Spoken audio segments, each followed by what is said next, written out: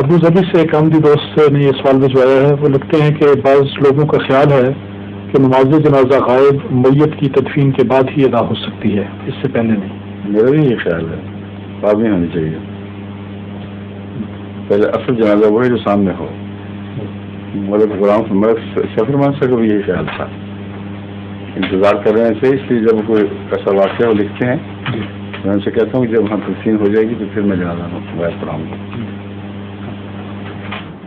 ایسا کافی مسئلہ نہیں ہے کوئی, لیکن اصل کا تقاضا یہی ہے کہ جب جنازہ ہو جائے جو سامنے گئے وہ پہلے اول جنازہ وہی ہے شرعی طور پر.